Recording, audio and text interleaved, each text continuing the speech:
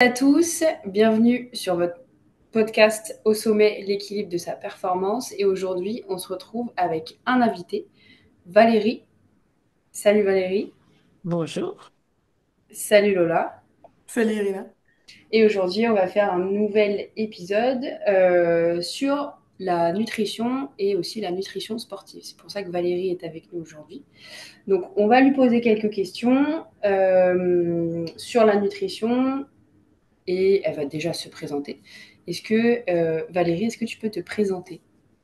Oui, bien sûr. Alors, bonjour à toutes et tous. Ça me fait déjà très plaisir d'être parmi vous aujourd'hui. Donc, j'ai 53 ans. Je m'appelle Valérie Chiodin. Je vis à l'île de la Réunion depuis un peu plus d'une année maintenant.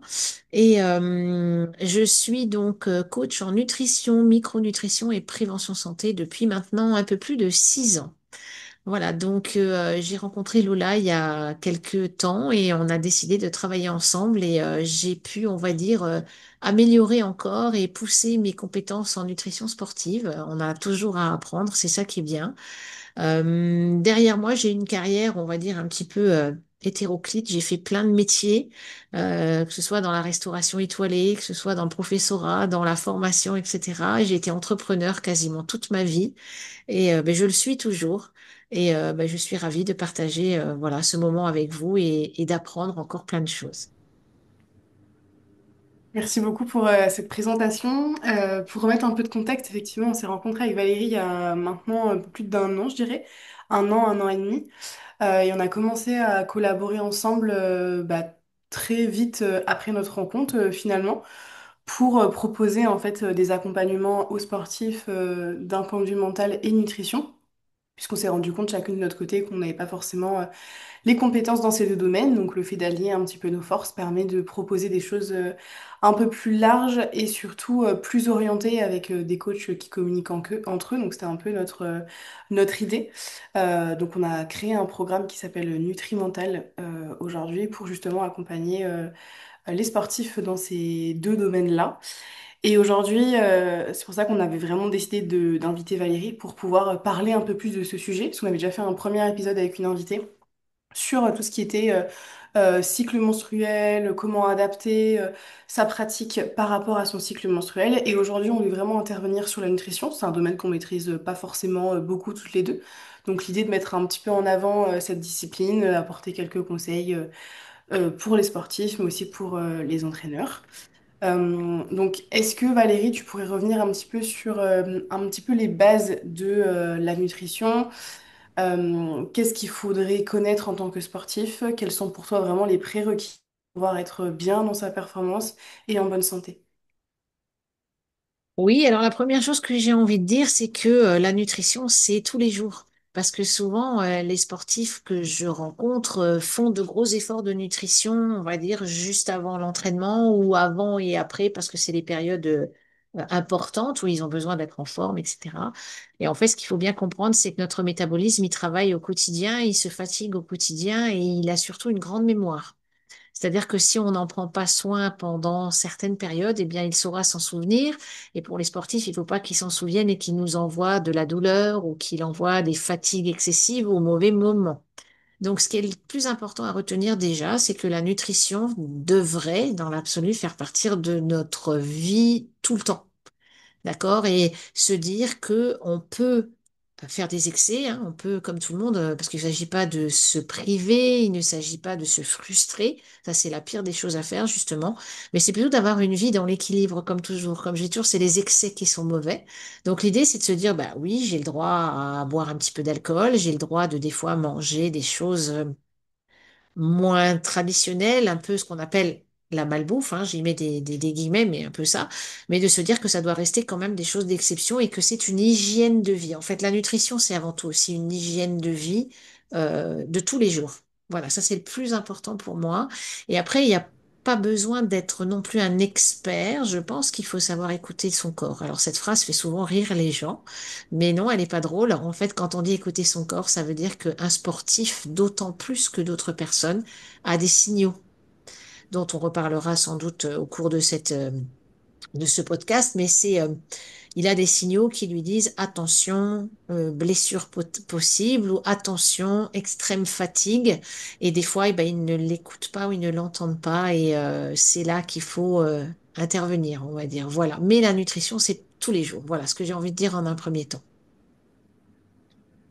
Du coup, si je comprends bien, l'alimentation, enfin, que ce soit un sportif ou non, en fait, en réalité, notre hygiène de vie, enfin, notre alimentation a une grosse importance sur notre santé physique de tous les jours, qu'on soit Oui. sportif ou non. Et tu disais, enfin, ça m'a frappé parce que je ne pensais pas à ce point, que si on a fait des excès dans le passé, notre corps va nous le rappeler plus tard ou il va pas être en capacité de faire certaines choses. Enfin, comment ça se passe? C'est un peu ça, t'as tout compris. En fait, notre corps, c'est vraiment un ordinateur de bord, tu vois. Il garde, tu imagines un peu un ordinateur, voilà, qui est capable de garder tout ce que tu fais, toutes les recherches que tu fais, tout ce que tu vas aller travailler, c'est gardé. Le corps, c'est exactement la même chose. Donc, ça veut dire que si pendant des années, tu fais des excès, mais importants, ou si la personne, elle a des comportements qui ne sont pas bons pour elle, tu vois, le corps garde en mémoire. Je prends un simple exemple. Quelqu'un qui abuse de protéines, d'accord? La protéine, il en faut beaucoup dans le sport, mais si tu commences à tomber dans l'excès de protéines, ce qu'on appelle l'hyperprote, il faut faire très attention parce que ton foie, ton pancréas, tes reins gardent tout en mémoire et ils te le resservent 20 ans plus tard, 15 ans plus tard, avec des problèmes métaboliques, des problèmes de santé, d'accord? Mais on n'y pense pas, parce que quand on est dans le sport, le but, c'est la performance, le but, c'est d'être suffisamment musclé, c'est d'atteindre un certain poids, c'est de sécher, c'est de faire un certain nombre de choses. Donc, c'est un exemple, hein. Autre exemple, si tu n'as pas l'habitude de t'hydrater, on y viendra tout à l'heure, parce que dans nutrition, on oublie souvent l'hydratation. L'hydratation viendrait presque avant. D'accord? Parce qu'on est fait quand même de 75% d'eau et que l'hydratation, à la limite, sans manger, tu tiens un peu plus, mais sans boire, ton corps ne tient pas du tout, d'accord? Mais un corps qui est privé d'eau, par exemple, quelqu'un qui va consommer beaucoup d'alcool pendant un temps T de sa vie, alors évidemment, il va, mettons, un moment stopper net, faire un sevrage et dire, bon, ben voilà, en plus, je vais reprendre une activité physique. Et puis pour certains, c'est un déclic d'aller vers une passion, vers un sport. Oui, sauf qu'il va falloir vraiment rééduquer le corps et il va falloir tenir compte du fait qu'on n'en a pas pris soin pendant un petit moment. Donc la nutrition, c'est vraiment, voilà, c'est chaque jour quand tu te lèves et que tu commences ta journée, prendre soin de soi via ton assiette, c'est hyper important. Et le sportif a quelque chose en plus, c'est que en période d'entraînement et de performance ou de compétition, il y a un degré à monter en plus en nutrition, un soin encore plus particulier à apporter, tu vois. Mais ça doit pas être juste sur cette période-là. C'est une continuité à une hygiène de vie continue, en fait. Alors évidemment, là je donne quelque chose de parfait, quoi. On a l'impression, on se dit, bah voilà, ça c'est ce qu'il faudrait. Et la vie est là, on s'adapte, mais dans l'absolu, c'est vraiment très important parce que les dégâts peuvent être importants de mal s'alimenter. Mhm. Je le vois un peu à l'image de la mobilité. Par exemple, si on prend un truc plus physique, bah, si je travaille pas ma mobilité, si je l'entretiens pas quand je suis un peu plus jeune, bah, en fait, dès que je vais arriver vers 60-70 ans, je vais peut-être plus être capable de rien que monter les escaliers, ça va être compliqué, je vais avoir des douleurs articulaires, etc. Ou si je ne m'entretiens pas physiquement, c'est pareil. Mais Si je fais pas d'activité physique, ouais, c'est exactement la même chose. En fait, c'est si exact. on n'en prend pas du corps avant, après, ben, on va avoir, enfin, notre corps, tant qu'on est jeune ou tant enfin, je veux dire, on est capable de tenir ce rythme de vie-là. Enfin, ça nous impacte pas plus que ça, mais par contre, notre corps, il va nous le rendre des années plus tard et avec des rhumatismes, des douleurs articulaires. On pourra plus rien porter. Enfin, c'est un enfer après. Donc, C'est exactement ça. Et tout ça, tu vois, les gens disent souvent, ah mais c'est normal, je vieillis. Ah mais c'est oui, non. normal, j'ai ci ou là. Mais non, en fait, c'est pas normal. C'est faisons un petit flashback sur ma vie qui est derrière moi, comment j'ai mangé, comment j'ai bougé, comment je me suis hydratée, comment j'ai vécu tout simplement. Et là, Mais des fois, tu comprends un petit peu mieux pourquoi bah, ça grince ou ça coince quand les années s'accumulent, par exemple. Tout à fait. Et en ce moment, on parle souvent aussi de cette notion un peu que le ventre et l'intestin sont le deuxième ou le premier cerveau. Donc il y a vraiment un lien entre ce que l'on mange et les réactions au niveau du cerveau qu'on va avoir derrière dans la foulée. Et il y a beaucoup du coup de nutrition qui sortent, donc plus naturel, à l'écoute un petit peu de son corps. Il y a beaucoup de personnes qui mettent en avant qu'il y a des effets vraiment, bah, déjà il y a moins de stress, les émotions sont plus stables aussi. Donc est-ce que toi tu le remarques aussi? Est-ce que c'est une manière d'accompagner aussi que tu mets en avant? Est-ce que c'est un régime vraiment spécifique ou c'est simplement manger plus naturellement des produits qui sont non transformés? Enfin voilà, quels sont un peu les prérequis par rapport à ce microbiote et bah voilà, quels sont un peu les bénéfices que tu connais. Bah, tu as mis le doigt sur une chose effectivement très importante. Alors là, le cerveau, oui, alors on a le cerveau, bien sûr, celui-là, et puis notre deuxième cerveau, c'est l'intestin. C'est-à-dire que toutes nos émotions passent par là. Alors quand on parle d'émotions, hein, c'est pas seulement la colère, le pleur, etc., mais c'est aussi la peur, l'inquiétude de mal faire, tout ce dont tu parles d'ailleurs dans tes lives que j'écoute avec attention parce que tout ce qui est pensée et tout ce qui se passe dans la tête, en fait, moi, je le revois sur l'intestin des gens. Effectivement, tu rencontres des soucis de ballonnement, de douleur, de ventre gonflé, d'inconfort, vraiment. Alors ça, c'est lié à deux choses. C'est lié effectivement à tout ce qui est mental et émotionnel, c'est-à-dire que des fois, tu vas pouvoir manger quelque chose, bah, ça passe tout bien. Et tu vas manger la même chose 15 jours plus tard, dans un moment où tu es stressé, dans un moment où tu es inquiet, dans un moment où tu n'es pas bien et où ton sommeil, pour le coup, est perturbé aussi. Et là, comme par hasard, tu vas avoir le ventre qui gonfle, de la douleur, etc. Ça va pas du tout passer. Et des fois, on se dit, mais je comprends pas, j'ai mangé la même chose il y a 15 jours et tout va bien, et là, je suis vraiment mal, ça passe pas, etc. Tout simplement parce que ben, le cerveau est descendu au niveau de l'intestin, ça a pris le pouvoir et c'est en train de te parler. C'est-à-dire que ton intestin est en train de te renvoyer ce qui ne va pas. Alors bien évidemment, tu as évoqué un deuxième point, c'est que le transformer, le tout fait, l'ultra transformé, c'est à bannir. Alors, évidemment, tout le monde va me dire, ah ben, c'est facile à dire, on n'a pas le temps. Cette phrase revient tout le temps, mais moi, tu crois que j'ai le temps de cuisiner? Mais tu crois que j'ai le temps d'aller faire le marché? Tu crois que j'ai le temps d'aller faire des courses et de regarder les étiquettes? Alors, évidemment, on est dans une vie où on est tous pressés comme des citrons, où c'est toujours pour avant-hier, où c'est très compliqué. Et puis j'ai envie de dire, dans les métiers du salariat, sans doute encore plus que quand on est entrepreneur, parce que entrepreneur, c'est une forme de liberté, hein, je dis bien, parce que on doit quand même gérer un planning et ne pas faire n'importe quoi. Mais en fait, on ne prend pas le temps. Le problème aujourd'hui, c'est que quand on va vers le transformé, etc., c'est inflammatoire au possible.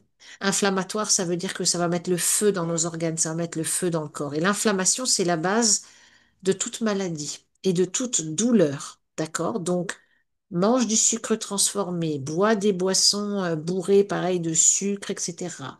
Mange beaucoup de choses industrielles, à juste regarder sur l'étiquette, ça s'ouvre 3 minutes au micro-ondes, etc.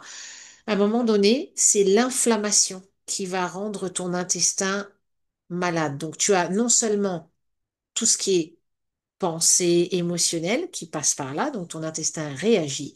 Et de l'autre côté, il y a qu'est-ce que je mets dans mon assiette et dans mon verre. Et comment j'élimine tout ça. Est-ce que je suis plutôt sur le canapé télé, téléphone et compagnie, ou est-ce que bah, je fais du sport? Parce que là aussi, le sport va permettre de nettoyer. Cependant, l'intestin reste l'organe le plus fragile pour le sportif. Un sportif qui a du mal à éliminer les acides lactiques, un sportif qui pousse son organisme toujours plus loin pour la performance, va avoir un organe qui réagit en premier, c'est l'intestin.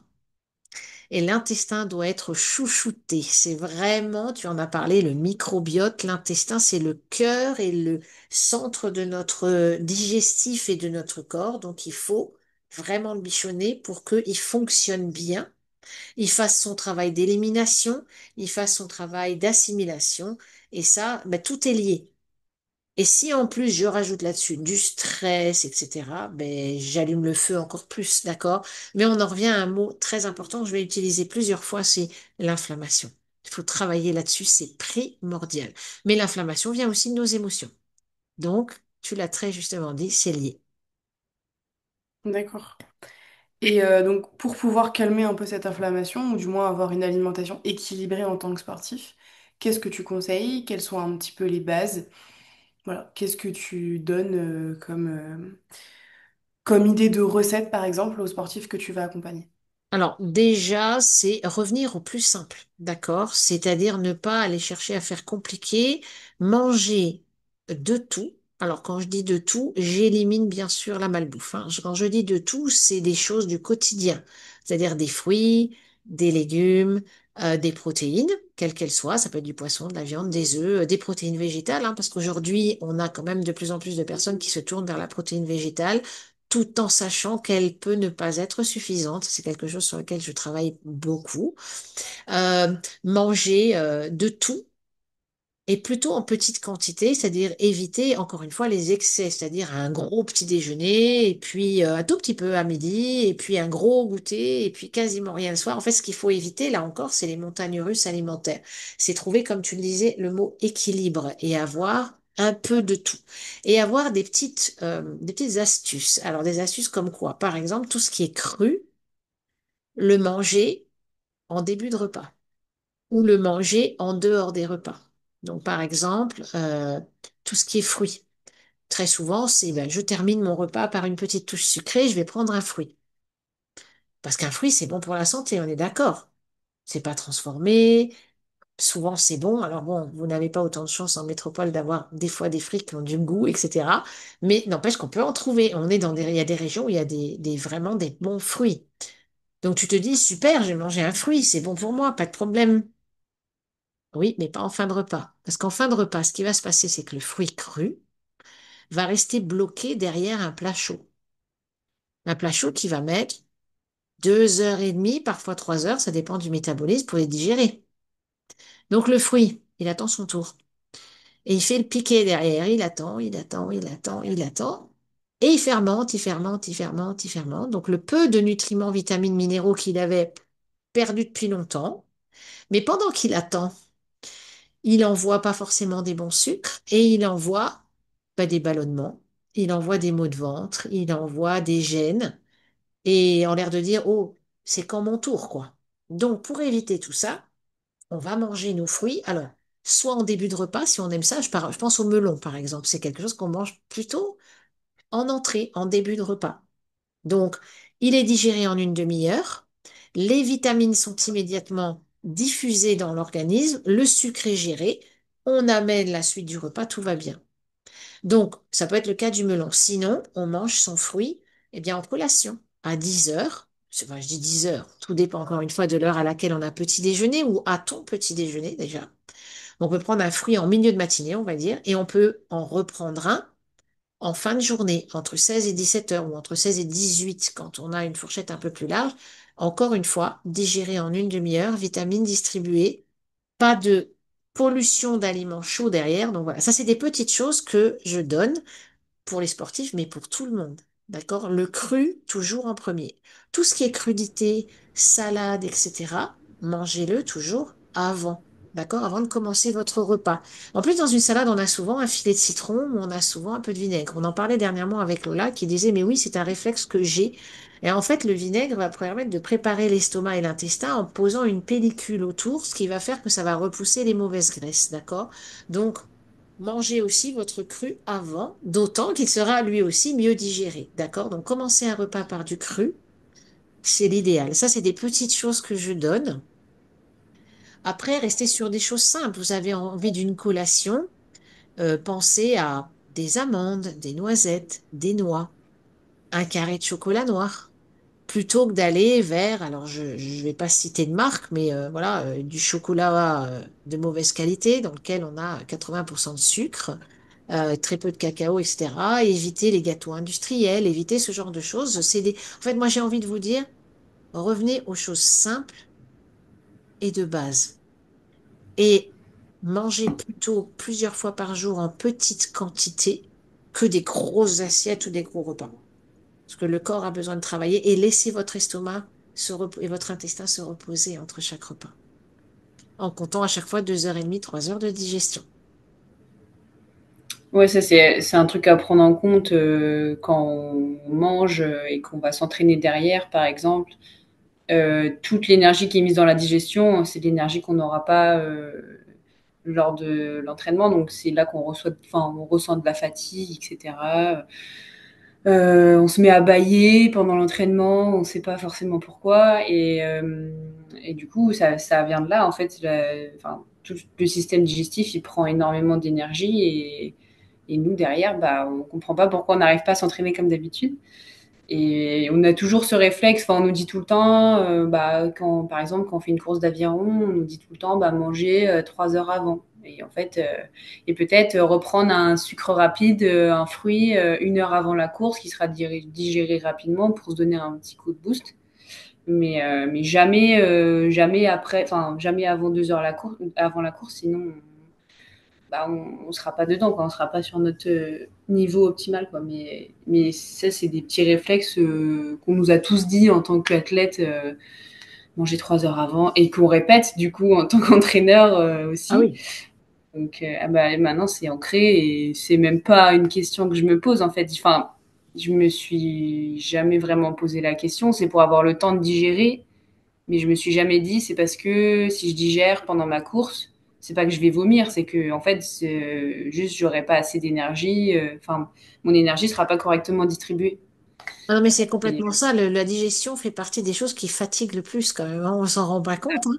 Mais donc forcément, comme tu dis, si tu veux t'entraîner en même temps, bah, le corps il va devoir choisir où est-ce qu'il met l'énergie. Et voilà, il va pas forcément la mettre au bon endroit, donc tu vas en baver, entre guillemets, pendant voilà, ton c'est ça. entraînement. Ouais, c'est ça, tout à fait. Et je suis limite un peu plus partisane de partir en ayant un peu la faim plutôt que de manger à juste avant. Enfin, je veux dire, si je sais que je vais m'entraîner à 16 heures et qu'à 15h40, j'ai super faim, enfin, j'ai faim, je suis plutôt partisane d'attendre un peu avant de manger ou prendre vraiment une pâte de fruits, un truc très rapide et de manger après, plutôt que de partir en ayant les ballonnements. Enfin, c'est vraiment. Je me suis retrouvée à faire des séances de course à pied. Il n'y a que cette discipline qui me fait ça, où je mangeais 2 heures avant et j'avais mal à l'intestin, j'avais mal à l'estomac quand je courais parce que. Mais ça me fait que ça sur la course à pied. Et ça me fait vraiment très mal au ventre, ça me fait des brûlures d'estomac. Du coup, je me suis dit, bon, bah, faut que j'avance encore mon repas parce que sinon, faut que je prévoie 3 heures avant d'aller courir, sinon ça marche pas. Oui, oui, non, tout à fait. Tu as raison. Donc, ouais, ça m'a étonnée. Ça me l'avait jamais fait. Et d'un coup, ça m'a étonnée.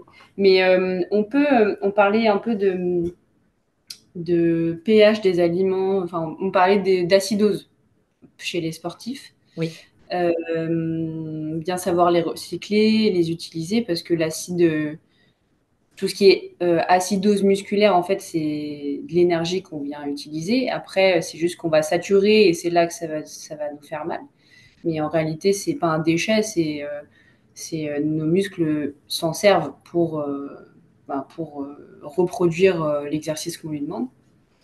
Donc, c'est savoir bien le recycler. Et aussi, on peut, après notre séance, déjà récupérer et on peut s'alimenter en fonction pour baisser enfin, redonner, comment expliquer ça?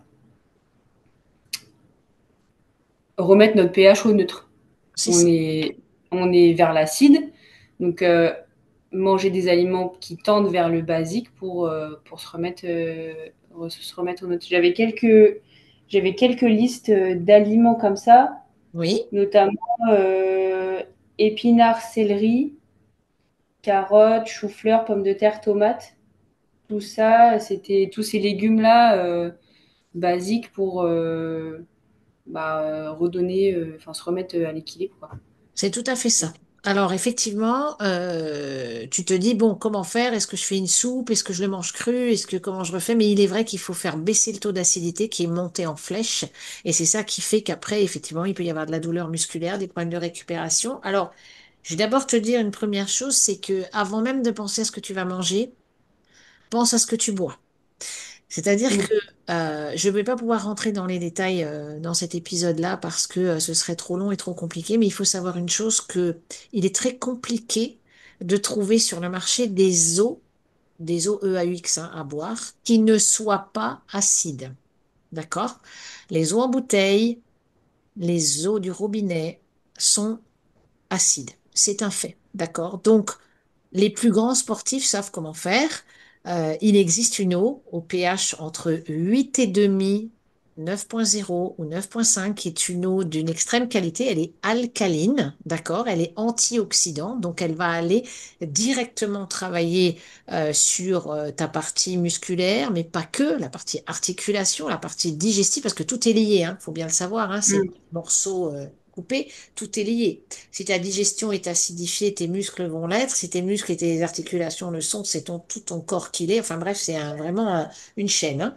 Et donc cette eau avec laquelle je travaille et les plus grands sportifs, parce que des fois on se demande, mais comment des sportifs au niveau courent pendant 5 heures, etc. Là, je pensais à Roland-Garros, hein, on en voit certains, les matchs sont extrêmement longs, et ça, on se dit, putain, mais le gars, il tient la route. Faut pas croire qu'il ait une eau lambda dans sa gourde, hein. Il a cette eau alcaline qui va lui permettre de faire baisser son pH. Effectivement, quand on ne l'a pas, il faut passer par autre chose. Alors, tu passes par l'alimentation, tous les aliments que tu as dit, c'est-à-dire dans le verre. Ce qu'on appelle dans le verre, Mm. alors, tu as nommé la tomate et la carotte, c'est normal parce que c'est riche en lycopène, etc. Donc ça va faire baisser le taux d'acidité aussi. Mais la sphère verte, comme on l'appelle, c'est-à-dire le brocoli, les épinards, etc., ça va remettre ton corps à l'équilibre, d'accord?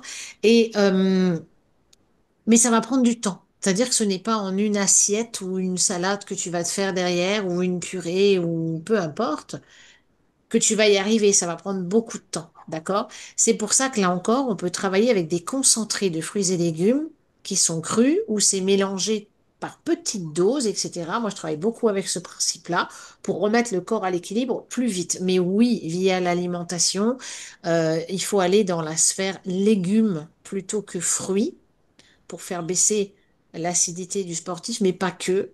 Il y a Oui. plein de mélanges de fruits ou de fruits et légumes ou un maximum de légumes et juste un fruit. Tu rajoutes simplement un peu d'orange dans un mélange de légumes et tu vas faire immédiatement baisser ton taux d'acidité. D'accord? Donc à partir de là, ça va baisser au niveau digestif. Qui dit que ça baisse au niveau digestif dit que ça va aller protéger les articulations et les muscles et les tendons et les ligaments. D'accord? Et du coup, tu vas faire un travail de globalité, un travail holistique, comme on dit aujourd'hui. Ce mot-là est très à la mode, mais il faut bien comprendre qu'en fait, tout est comme ça. Il faut pas travailler qu'un truc. Il faut travailler sur un ensemble. Donc, tu rebois bien, tu remanges des aliments qui vont faire baisser l'acidose et du coup, tu vas travailler sur l'intestin, l'estomac et ça va remonter aux articulations, etc. Et donc, ça va te permettre d'avoir, on va dire, vraiment un meilleur terrain. Voilà. Mais ça va prendre un peu de temps. Faut pas être trop pressé si tu ne le fais que par l'alimentation simple dans l'assiette. Si tu ne passes pas par peut-être une alimentation augmentée ou des choses un peu différentes. Voilà. Et si on reste sur une alimentation simple, Mhm. tu dis qu'il y a certains aliments qui vont avoir un impact direct sur des émotions, sur des comportements. Par exemple, quels sont les aliments qui vont avoir un effet anti-stress? Avant une course, par exemple, quand je suis stressée, ou quelques jours avant, est-ce qu'il y a des éléments à privilégier et à éviter pour justement réguler ce stress? Alors, c'est surtout les aliments les meilleurs sur lesquels on va partir, c'est-à-dire que sur les aliments qui sont bénéfiques et qui vont travailler sur un certain apaisement, qui vont t'empêcher de stresser, puis qui vont travailler sur le sommeil aussi, parce que quand on génère un gros stress, le problème c'est que très souvent le sommeil en prend un coup, mais si le sommeil en prend un coup, le corps se fatigue, et si le corps se fatigue, il arrive à l'événement ou à la compétition, et ben il a déjà des manquements, d'accord? Alors on peut prendre par exemple Tout ce qui est banane et l'ananas, etc., ce sont des fruits qui sont riches en magnésium, qui sont riches en fibres, mais faciles à digérer. Donc, on peut manger avant et quelques jours avant, encore plus que d'habitude. On en mange régulièrement, d'accord? Repensons toujours à ce qu'on disait en début tout à l'heure. C'est au quotidien qu'on prépare l'événement, d'accord? C'est pas juste quelques jours avant. Donc, c'est régulièrement manger de la banane, régulièrement manger de l'ananas, mais aussi de l'avocat. L'avocat, c'est quelque chose qui est très riche aussi en protéines, d'accord? Mais donc c'est gras, hein, l'avocat, mais c'est du ce qu'on appelle du bon gras et naturel et cru. Donc ça va amener des vitamines, des minéraux, des oligo-éléments et des bonnes protéines pour aller préparer le muscle, par exemple, mais aussi faire baisser le stress parce que c'est, comment dire, c'est quelque chose qui travaille tous ces aliments. Je vais en rajouter un, le chocolat. Alors le chocolat noir, d'accord? Quand on parle de chocolat, c'est à partir de 70%, c'est du vrai chocolat. Celui-là, il va déclencher notre sérotonine. La sérotonine, tout le monde dit, ah oui, donc je vais roupiller, quoi. Mais non, ça ne veut pas dire que ça va faire dormir. Ça veut dire que ça va apaiser, ça va calmer, ça va gérer le stress. Donc là, on est dans des choses qu'on trouve tous. D'accord? Le chocolat, les bananes. Alors, l'ananas, ça dépend des périodes. On n'en a pas toujours du bon. Mais en plus, l'ananas, il va lui aussi préparer l'intestin, c'est-à-dire qu'il va travailler sur la sphère abdominale. Le sportif travaille beaucoup avec l'ananas parce que c'est un fruit qui à la fois amène des vitamines, etc., pour arriver sur la concentration et autres, mais va beaucoup travailler sur le digestif. Donc, il est important d'en consommer avant, mais en synergie avec de la banane, en synergie avec de l'avocat, etc. Ça va faire un effet apaisement. Le corps va apprécier ses cocooning. C'est comme si vous le mettiez dans un écrin comme ça de confort, de coton, ça fait cet effet-là. On a aussi tout ce qui est amandes et noix de cajou. Alors attention juste à ces choses-là, de ne pas les prendre salées ou, pleines de... Des fois, elles sont sucrées, ça dépend. Vous savez, les mélanges fruits, comment on appelle Mm. ça, et amandes, etc., c'est souvent trop sucré. Il faut vraiment les prendre brutes de décoffrage, c'est-à-dire aller les chercher dans, c'est pas, dans les magasins, dans les distributeurs, là où il n'y a rien que le fruit, la noix de cajou, la noix, l'amande. Là, on est dans quelque chose de à la fois réconfortant, ça apaise, et la seule chose, il faut réguler la quantité. C'est-à-dire, il ne faut pas s'avaler la tablette de chocolat, il ne faut pas manger 100 grammes d'amandes d'un coup. Il faut en manger par petites quantités et vous verrez que ça marche très bien. Le carré de chocolat, riche en magnésium, le magnésium apaise. Le magnésium pose les choses, le magnésium calme, mais le magnésium travaille aussi sur le muscle. Tout ce qui est crampes et récupération, il suffit de monter d'un cran son taux de magnésium de manière naturelle, si on ne veut pas le faire par complément alimentaire. Et on le trouve dans la banane, la griotte, la date, le chocolat noir, la fève de cacao, quoi, en fait. Voilà, dans ces aliments faciles à trouver et à manger. Voilà. Et encore une fois, trouver un équilibre et les prendre plutôt en dehors des repas. En collation, ce genre de choses en plutôt en collation. Et dans les eaux, on peut en trouver des eaux riches en magnésium. Ça peut fonctionner, ça ou pas? Par Tout à fait. hydratation. Oui, par Ouais. l'hydratation, tu vas avoir beaucoup t'as une eau particulièrement qui est riche effectivement en magnésium. Alors, il faut juste faire attention de quand on n'a pas le choix que de boire de l'eau en bouteille, d'alterner toujours les eaux, de ne pas boire toujours les mêmes, parce que malheureusement, après, ça va te fabriquer des petites choses dans les reins et ça peut te faire des calculs rénaux et des choses comme ça. C'est pas vraiment agréable. Donc, il faut faire un tout petit peu attention à, encore une fois, varier. D'accord? Mais oui, bien sûr, il y a des eaux plus riches que d'autres en calcium, plus riches que d'autres en magnésium. Donc, on peut, par contre, encore une fois, ne pas tomber dans l'excès. Je dirais alterner deux eaux. Tu vois, une eau de source et une eau minérale, en te disant, bon, là, je blinde un peu le magnésium, par exemple, mais je vais à côté boire un verre sur deux ou un verre sur trois d'une eau de source qui sera beaucoup moins chargée pour que ton Mm. rein et ton système de filtrage puissent y trouver, encore une fois, l'équilibre. Ok.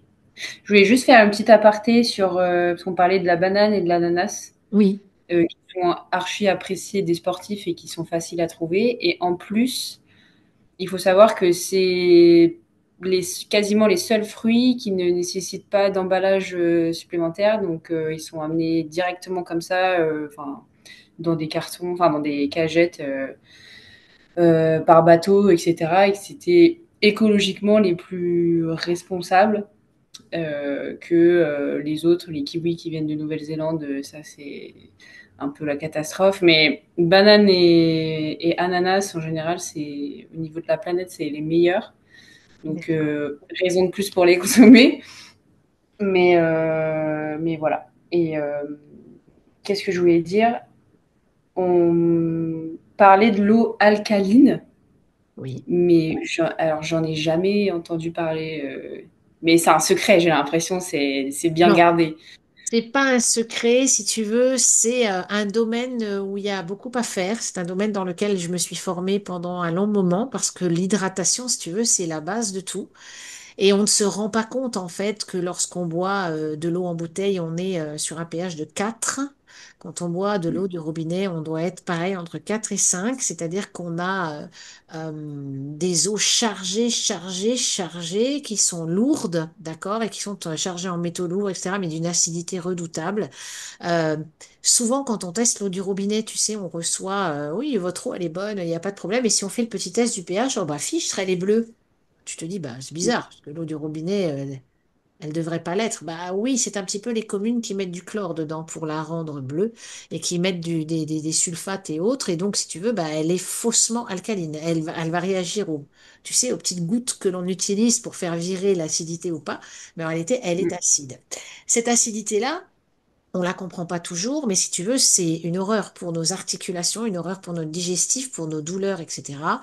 Alors bien sûr, ce système pour la rendre alcaline est un système de filtrage et d'ionisation, si on peut dire, pour résumer très très sommairement, mais qui demande vraiment de s'y attarder. Quand on ne le sait pas, on ne peut pas savoir. Mais moi, quand j'ai, euh, on va dire, eu l'occasion de voir des vidéos ou de lire sur des grands sportifs, je ne vais pas les nommer, mais Ronaldo, Mbappé et tant d'autres, on ne va pas rester dans le domaine du foot, il y en a partout et dans tous les domaines.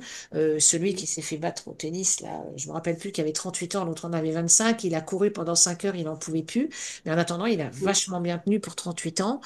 Ces gens-là boivent cette eau alcaline. Alors, bien sûr, ça a un coût, bien sûr, c'est un investissement dans une vie, bien sûr, c'est une autre façon de boire de l'eau, mais je peux te dire que quand tu as une eau qui n'est plus acide, donc tu vas vers du 8,5, 9,0, 9,5, c'est-à-dire une eau douce, une eau alcaline, tes petites cellules, elles applaudissent, elles sont contentes parce que tu arrêtes d'oxyder. Si tu arrêtes d'oxyder, tu arrêtes de faire vieillir. Et si tu arrêtes de faire vieillir, tu arrêtes de faire souffrir. Donc, ça devrait être plus connu. Ça l'est dans les sports de très, très, très haut niveau. Mais c'est un grand boulevard de travail sur lequel je me suis mise, je ne te le cache pas, mais parce que c'est très intéressant et que j'ai trouvé une réponse à cette acidité et à cette oxydation qui abîme tous les organismes, hein, pas seulement ceux des sportifs. Mais Ouais. le sportif ayant cette acidose de par sa pratique et autres, il en a d'autant plus besoin que quelqu'un lambda, tu vois. Et je voulais te poser la question sur, on voit beaucoup en ce moment pour filtrer son eau du robinet, Oui. les grands bâtons de charbon qu'on vient mettre dans sa bouteille pour Oui. filtrer son eau. Est-ce que c'est un placebo ou est-ce qu'il y a un réel intérêt à avoir ça chez soi? Alors, Je sais pas. comment te dire? Placebo, j'irai pas jusque-là. Non. Mais peut mieux faire, si je peux me permettre cette expression. C'est-à-dire que c'est déjà mieux que rien. C'est-à-dire qu'il y a une prise de conscience de la personne de dire, bon, mon eau est polluée, mon eau n'est pas propre, mon eau m'amène des métaux lourds, des antibiotiques, des pesticides, tout ça, si je prends l'eau du robinet, si je prends l'eau des bouteilles, j'ai les molécules plastiques, les résidus et tout le tatouage en plus. Donc, ok, je vais, certains mettent des billes de céramique, certains effectivement mettent le bâton de charbon, etc. J'ai envie de te dire, pour moi, c'est un premier pas vers je me rends compte que l'eau est un sujet et qu'il faut que je m'y intéresse. Donc, je commence à chercher des solutions et ce bâton de charbon, entre autres, est un moyen naturel de faire mieux, d'accord? D'enlever des polluants et de commencer à nettoyer ton eau. Par contre, après, si tu veux, bah, quand tu commences comme ça, c'est bon signe. Ça veut dire que tu commences à te dire, OK, bon, alors je peux faire quoi encore? Enlever les pesticides, rendre l'eau vivante. Alors l'eau vivante, c'est pas évident parce que quand on remplit une gourde ou deux ou trois ou 10 et qu'on la trimballe par monts et par vaux et il fait chaud et il fait moins chaud, etc., bah, on arrive au bout, on boit de l'eau morte, hein, voilà. Donc l'eau morte, tu te doutes bien que c'est pas terrible pour l'organisme. Donc après, on va penser à comment je pourrais aller chercher de l'eau vivante et puis L'acidité, comment je pourrais aller vers de l'eau alcaline, d'accord? Et puis comment je peux aller vers de l'eau légère, où tu vas avoir des molécules tellement fines qu'elle va réellement hydrater, d'accord? Parce que l'eau qu'on boit, elle est lourde. C'est-à-dire qu'elle est faite de grosses molécules, d'accord? Les molécules, tu vois comment on les dessine en science, c'est ces grosses boules, Mm. d'accord? Elles sont lourdes et c'est ce qui fait qu'il y a des gens qui te disent, j'arrive pas à boire. C'est terrible, je bois péniblement 1 litre par jour, même pendant l'effort, je bois pas assez, mais du coup j'ai des crampes, etc. Bah oui, parce que l'eau est lourde. Donc on va vers une eau fine. Mais tout ça, c'est une prise de conscience. Donc j'ai envie de te dire, placebo, non, mais c'est pas suffisant. On peut nettement, nettement mieux faire. Mais c'est déjà chouette parce qu'il y a une prise de conscience de l'eau est un sujet. Et il faut qu'on y travaille et ça va arriver de plus en plus dans les consciences. L'eau, il va falloir qu'on y réfléchisse tous avec beaucoup de soin. Et les sportifs d'autant plus. S'ils veulent performer plus longtemps, le but, ça va être aussi de vous faire performer plus longtemps. Et de pas dire à 35 ans, je suis à la retraite du sport que j'aime. Mais non, je peux peut-être aller au-delà parce que j'ai travaillé en amont. C'est vrai que c'est un sujet qu'on ne parle pas forcément assez. Et dans les clubs où je vais, il y en a que quelques-uns où il va y avoir des fontaines à eau. Ah, Mhm. mais c'est vraiment bah, des sports de haut niveau, quoi. Et c'est encore pas très répandu. Mais c'est vrai que même quand on la boit, il y a un goût qui est différent. Enfin, on sent que c'est pas une eau classique, en fait.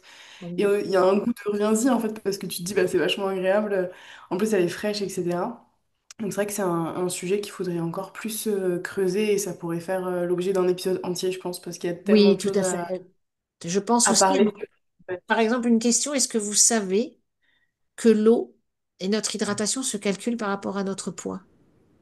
Souvent, on entend, ah bah, il faut boire à minima 1,5 litre, 2 litres par jour. Ça, c'est ce qu'on entend partout, d'accord? Même les médecins nous disent ça. Ils disent, bah voilà, il faut bien s'hydrater, il faut boire à minima. Mais en réalité, quelqu'un qui fait 150 kilos, qui fait du judo, de la boxe, vous voyez, ces sports de masse, comme je les appelle. Et une petite danseuse étoile qui fait 1,50 m tout mouillé, 47 kilos, et le judoka, et le jockey qui fait du cheval, et en aviron, et machin. Et puis l'homme et la femme. Eh ben, en réalité, tout ça, ça se calcule. Donc, on ne boit pas la même chose quand on fait 47 kilos que quand on en fait 80 ou quand on en fait 100. Et ça, très peu de gens le savent. Mais Mais ça paraît logique finalement. exactement, Comme l'alimentation, c'est pareil. Enfin, la danseuse étoile va pas manger autant que le judoka et enfin on est et d'accord. puis surtout en fonction de l'activité physique, s'il y en a, bah, ça va encore changer. Donc finalement c'est logique. Tu as Mais utilisé le bon mot, logique. c'est logique. Mais je pense que toute la sphère médicale utilise ces recommandations pour inciter les gens à boire parce on boit pas assez. Enfin, l'humain lambda ne boit pas assez, à part si on a pris conscience un peu de ça. Donc, je pense qu'avant de connaître ses besoins propres en eau, il faut boire assez. Puis après, on verra le reste. C'est ça. Prendre conscience qu'il faut boire suffisamment et qu'il ne faut pas attendre d'avoir soif. C'est trop tard. Mm. Quand on dit j'ai soif, ton corps il est déjà déshydraté à je sais plus combien de pourcentage, je vais pas le dire parce que je vais me tromper, mais c'est trop tard. Dire j'ai soif, c'est trop tard. Et moi, je l'ai encore vérifié en rando il y a 2 semaines de ça. J'ai randonné avec des personnes plus âgées, 76, 82 ans, d'accord, et qui avaient leur gourde avec le petit tuyau, tu sais, dans le sac. Donc, de quoi vraiment même pas besoin de s'arrêter, nanana. Et je leur disais, tu as bu, tu as bu? Non, mais j'ai pas soif. Je faisais les gros yeux tout de suite. Je disais, non, non, on n'attend pas d'avoir soif. On boit régulièrement, par petites quantités, mais on boit, on hydrate en permanence, surtout dans l'effort, quand ça grimpe et tout. Le j'ai pas soif, pas bon. Parce que avoir soif, c'est trop tard. Mm. On Voilà. est d'accord. Et si on revient un peu sur le côté alimentation, Oui, tu nous expliquais un peu sur ce côté anti-stress, réconfort. oui. En cas de blessure aussi, avec cette inflammation, est-ce qu'il y a des aliments à préconiser? Est-ce qu'il y en a à éviter? Au niveau de l'inflammation, tu as dit, c'est ça, parce que le son était... Inflammation, blessure. Ah ben, inflammation, blessure, oui. Alors, euh, il faut encore une fois rester sur des choses comme, on va dire, la famille des choux. est anti-inflammatoire. Alors, mais pareil, il faut pas en abuser trop, sinon c'est l'intestin qui va pas bien, hein, on est d'accord. La famille des choux, on sait qu'il faut faire en quantité raisonnable. Voilà pourquoi moi je travaille avec des mélanges en toute petite quantité, d'accord. J'apprends vraiment à mélanger des choses et non pas à manger, par exemple, une grosse assiette de brocoli ou une grosse assiette de choux ou de chou-fleur. On va plutôt essayer de faire un petit peu d'œufs avec un petit peu d'œufs et un petit peu d'œufs. Et on va aussi aller travailler sur les omégas anti-inflammatoires. Les omégas, on parle beaucoup de l'oméga 3, de l'oméga 6, d'oméga 9. Ça sert à quoi? C'est des bons acides aminés, c'est ce qu'on appelle les bons gras dont notre corps a besoin, d'accord? Parce que souvent, pareil, les gens ne savent plus comment manger. Oui, mais ça c'est gras, je vais pas le manger. Oui, mais ça c'est sucré, je vais pas le manger. Non, non, faut bien faire la différence entre les bons sucres et les mauvais sucres, les bons gras et les mauvais gras. Et dans les omégas, il y a de bons omégas comme l'oméga 3, mais pas que, qui va permettre de travailler sur l'inflammation, d'accord? Qui va réguler tout ça en plus du, voilà, brocoli, le chou et les poissons en général. Donc, quelqu'un qui n'a pas envie de se complémenter en oméga 3, bien qu'aujourd'hui, il faut bien comprendre que l'oméga 3, le corps ne le fabrique pas, d'accord? Notre corps n'est pas une usine à oméga 3, donc on est en carence très rapidement. Or, l'oméga 3, c'est la base. Ça évite l'inflammation, c'est le cardiovasculaire, c'est tout un tas de choses. C'est le muscle aussi, d'accord? C'est un corps souple. Donc, l'oméga 3, non seulement on ne le fabrique pas, mais en plus, il ne résiste pas à la chaleur. C'est-à-dire à 25 degrés, c'est mort. Donc quand vous cuisinez du poisson, je ne sais pas si vous avez déjà essayé de cuisiner en dessous de 25 degrés, ça ne cuit pas des masses. Donc ça veut dire qu'on devrait manger tous les jours ou plusieurs fois par semaine du poisson cru au cul du bateau, minimum 100 grammes, qui n'a pas vu le soleil. D'accord? Il n'a pas du tout été posé sur le pont pendant le transport, tout ça. Il n'a pas vu le soleil parce que l'oméga 3 ne résiste pas à la lumière non plus. Autrement dit, ben, on ne le fabrique pas, il résiste pas à la chaleur, il résiste pas à la lumière. Alors, j'en ai dans les poissons. Oui. Alors, lesquels je vais manger? Et cru, ben, on n'en mange pas tant que ça. Donc, comme je le cuis, je perds en oméga 3.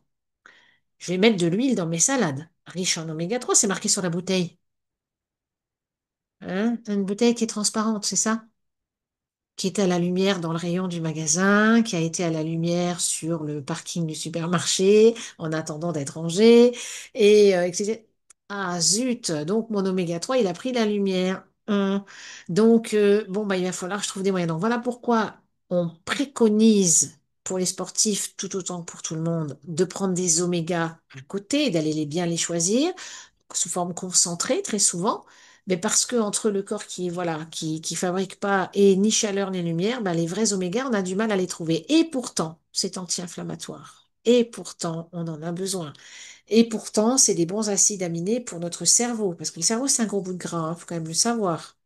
Mais il faut bien le nourrir, faut pas lui donner du frites, mayonnaise, burger. Il faut lui donner des vrais bons acides aminés, des bons gras dans le poisson, etc.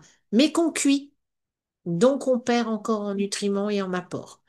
Voilà pourquoi on parle souvent de se complémenter pour aider à la désinflammation. Parce que malheureusement, dans l'alimentation simple du quotidien, on ne trouve plus tout ça. Il y a une petite guéguerre qui existe avec certains diététiciens, et je dis bien certains, hein, je ne mets pas du tout le monde dans le même sac, qui disent c'est n'importe quoi la complémentation et de quoi tu parles, puisque tout est dans la nature. OK? Tout est dans la nature, mais certainement pas en quantité suffisante pour que notre métabolisme puisse tourner comme une horloge. C'est pas vrai. C'est la qualité et la quantité qui ne va plus. Donc on commence à se complémenter. Aujourd'hui, un sportif ou un tout un chacun doit se complémenter. C'est pas une option. Dame Nature n'est plus ce qu'elle était et ne nous apporte malheureusement plus ce dont notre corps a besoin pour bien fonctionner et ne pas s'inflammer, et ne pas envoyer de la douleur et ne pas déclencher des maladies. Donc, on se complémente. Mais on fait attention avec quoi et en choisissant avec soin. Et il y Voilà. a cette grande question dans l'alimentation, là, Mhm. c'est vaut mieux la quantité ou la qualité? Et je trouve que c'est un débat qui est très souvent mené. Donc, quel est ton avis sur cette question? Hmm. Alors moi, je vais beaucoup plus vers la qualité personnellement et je fais mes accompagnements et mes coachings en nutrition sur la qualité et parfois en petite quantité, des choses plus concentrées, des choses plus réfléchies, de te dire que par exemple, va vers une poêle. Si on enlève tout ce qui est complémentation ou alimentation augmentée, d'accord? Si on reste vraiment dans ce que me donne la nature et puis mes poêles, mes casseroles et mes assiettes, va plus vers une poêlée de légumes dans lesquels tu vas avoir un mélange de brocolis, d'épinards, de haricots verts avec une pointe d'ail, etc., etc. Ajoute-y du curcuma pour désinflammer si tu en as. Euh, Prends des légumes multiples, d'accord? Ou des fruits multiples. Fais une salade de fruits avec de l'ananas, de la banane, de la griotte ou de la cerise ou un peu de kiwi, etc. Fais des mélanges plutôt que de dire pendant une semaine, je vais manger que du brocoli, je vais manger que de l'ananas, je vais manger 1 kilo de bananes, etc. Non, parce que là, encore une fois, on va tomber dans l'excès, on va avoir un problème de digestion derrière, on va redéglinguer le truc. Alors que là, si tu commences à faire des petits mélanges, en essayant de faire des synergies en fait entre tel légume, tel légume, tel légume, et puis tiens, si je rajoute un peu de curcuma, eh bien, je vais pouvoir, c'est un bon épice qui donne du goût en plus, eh bien, je vais apporter le côté désinflammant, qui va désinflammer, pardon. Donc, tu parlais tout à l'heure d'aliments, eh bien, l'épice telle que le curcuma, par exemple, est un excellent épice pour désinflammer, d'accord? Je fais une petite parenthèse, moi je vis à La Réunion. Les personnes âgées vivent très, très, très âgées. Et elles marchent encore, et elles bougent, et elles se mettent dans leur jardin et tout. Et pourtant, elles font quoi de plus? Vous savez quoi? Elles mangent du curcuma à la petite cuillère, comme je dis, depuis qu'ils sont tout petits. Parce que ça fait partie de leur culture. Mais le curcuma, c'est franchement, au niveau des anti-inflammatoires, waouh, c'est de la bombe atomique. Vraiment. D'accord? Et privilégiez les top, top, top. Mettez l'accent sur le curcuma à râper, par exemple, plutôt que de l'acheter déjà en poudre. D'accord? Il est encore plus puissant et on en trouve, hein, on en trouve un peu partout. Donc c'est chouette. Et voilà comment on peut désinflammer de manière naturelle. Et pensez à faire des mélanges toujours et ne pas manger qu'un aliment un par un. Mélanger des choses. En plus, c'est beau, il y a de la couleur dans l'assiette, on a envie de le manger. Mais des petites quantités, pour revenir à ce que tu disais, la qualité en petites quantités plutôt que la quantité de piètre qualité. Ouais, c'est pas de, enfin, ça a pas trop d'intérêt, mais un peu dans tout. Enfin, ça touche l'alimentation, mais autant de notre vie quotidienne Oui, oui, que dans le sport, que, enfin, on privilégiera plus la qualité de ce qu'on fait plutôt que la quantité où ça va peut-être plus nous épuiser, où on va pas savoir pourquoi, exactement. ou voilà. Enfin, je veux dire, c'est, je le redis, mais ça paraît un peu logique Mais tu as raison. de, Mais le monde dans- perd un peu ses logiques, donc c'est tout à fait bien de remettre ce mot au centre de toutes nos réflexions, c'est soyons logiques. C'est exactement ça. et mélanger un peu tout. Enfin, imaginons que j'ai une passion dans la vie. Si je fais que ça tout le temps, c'est possible que je me lasse. Donc, si peut-être que va falloir que j'arrête à un moment donné, que je fasse autre chose, que je puisse varier mes loisirs aussi. Sinon, bah, je vais peut-être péter un câble. Ou si je fais que j'adore mon boulot, mais si je fais que ça à un moment donné, bah, ça va être le burn-out. Faut que je On est d'accord. change. C'est, enfin, c'est un peu partout comme ça, quoi. Oui, mais tu sais, Je- il y a un exemple qui me vient toujours parce que ça a été un chemin de vie pour moi aussi de travailler auprès des enfants. Souvent, tu sais, les parents d'aujourd'hui sont tristes de penser qu'ils passent peu de temps avec leurs enfants parce qu'ils ont des emplois du temps de malades, des métiers qui leur prennent un temps fou. Et puis l'enfant, il est bah, chez nounou ou en crèche, etc. Et les parents sont vraiment tristes de ne pas pouvoir passer assez de temps avec leurs enfants. Et moi, je leur dis toujours, c'est pas la quantité qui compte, c'est la qualité. Il vaut mieux 5-10 minutes le soir auprès de son enfant, de moments cocooning avec une belle histoire avant de dormir et partager sa journée, etc., que 1 heure où, à un moment donné, on va quand même lui donner son téléphone ou on va le mettre devant un dessin animé, mais on sera juste à côté, on aura l'impression de passer du temps avec. Non, c'est vraiment la qualité. C'est exactement ce que tu disais, c'est comme... et l'équilibre. Encore une fois, entre la vie pro, la vie perso, ce qu'on met dans nos assiettes, comment on s'hydrate, comment on vit, comment on partage notre temps, tout est une question d'équilibre en fait. Pour nuancer un petit peu, justement, c'est la question que je posais par rapport à ça. C'est que, il y a des diètes du sport qui vont orienter plus sur la quantité pour des raisons de carence. Il faut que tu manges ton taux de protéines par jour, sinon tu vas être carencé. Donc peu importe enfin, la qualité, vaut mieux que tu aies ton ratio de micro et de macro, sinon ça peut être grave pour plus tard. Donc c'était plus dans cette notion aussi de nuance. Donc, est-ce que ça dépend aussi de son sport? Est-ce que ça dépend aussi de sa discipline? Enfin, j'imagine que c'est aussi assez personnel. Si on a un sport, entre guillemets, juste dans l'entretien, je pense que la qualité est vraiment à privilégier. Mais si on est dans un sport, où on a absolument besoin d'avoir une dose de protéines, suffisante et que économiquement parlant, c'est pas forcément, facile de pouvoir privilégier la quantité et la qualité. Est-ce qu'il faut pas mieux quand même manger un peu plus, mais de la mauvaise qualité? Alors, là, on entre vraiment dans un processus de choix, d'accord, euh, qui appartient à chaque accompagnant, d'accord, et qui appartient à chaque personne. Alors, effectivement, premier point, oui, tu ne vas pas du tout réagir pareil entre des sports différents, des métabolismes différents, un âge différent, homme-femme différent, où nous, on a les hormones en plus qui nous tricotent et qui rajoutent une couche à comment bien s'alimenter dans ces cas-là. Donc ça, vous en aviez déjà parlé hein, dans un autre épisode, mais voilà. Euh, alors, personnellement, mais là je dis bien personnellement, donc avant que les jugements arrivent, parce que le but c'est pas du tout d'être jugé ou de juger, je n'irai jamais vers de la quantité de mauvaise qualité. Mais ça me regarde, c'est-à-dire que j'ai une façon de travailler où je vais sensibiliser la personne à plutôt s'orienter vers une complémentation, mais alimentaire. Je parle d'alimentation. Je parle pas forcément de pilules, de poudres à réhydrater, de choses comme ça.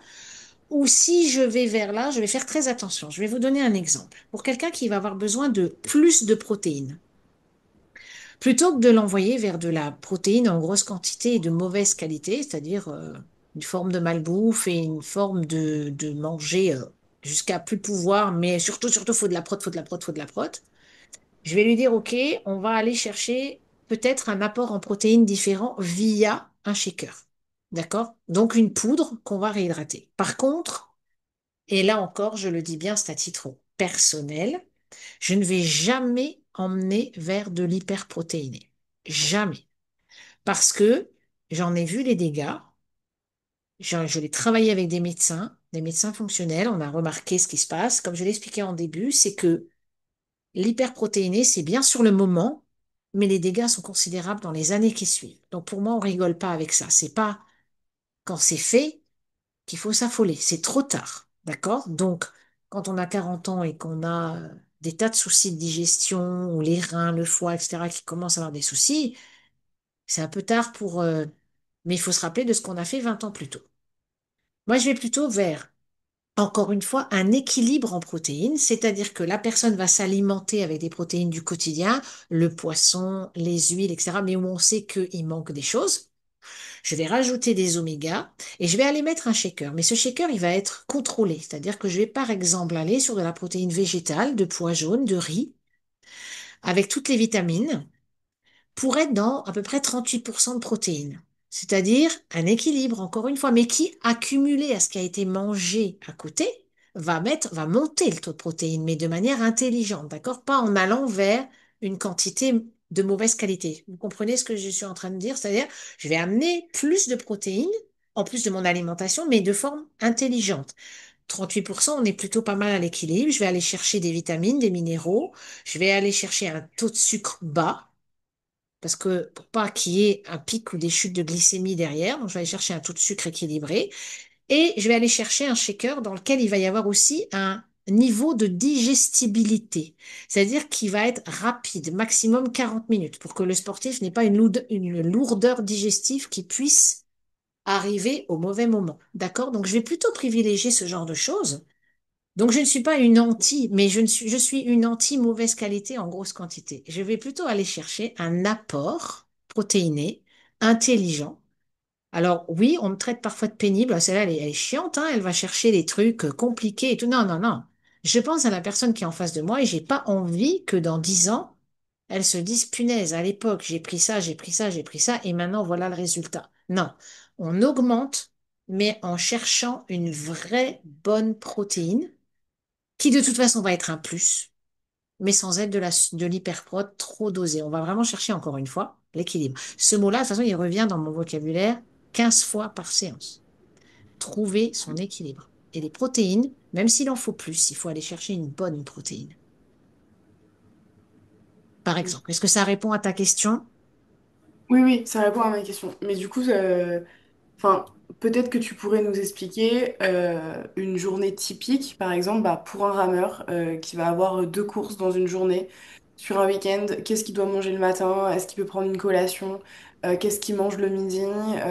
Pareil, est-ce qu'il y a une collation entre les deux courses? Mhm. Si, admettons, il y a une course à 10 heures, une course à 15 heures, voilà, quels sont un peu les repas typiques? Et en fonction de la discipline, donc là on est vraiment sur du spécifique, mais voilà, si on peut avoir un peu une idée Bien sûr. du Alors, je vais avoir menu. les yeux qui vont un peu sur mes notes, hein, parce que j'ai travaillé là-dessus, mais de tête, je me rappelle pas de tout, donc voilà.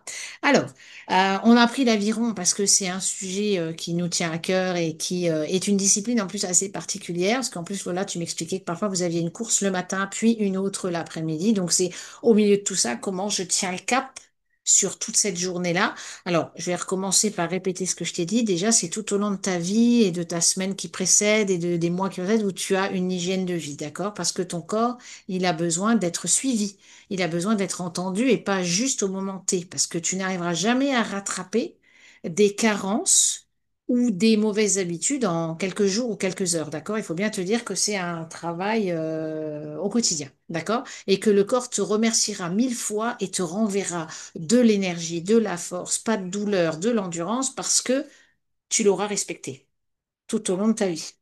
D'accord? En fait, le respect, lui, te le renvoie fois 10. OK? Alors, on va commencer par un petit déjeuner. Alors déjà, avant même de prendre un petit déjeuner, tu commences ta journée par un verre d'eau. D'accord?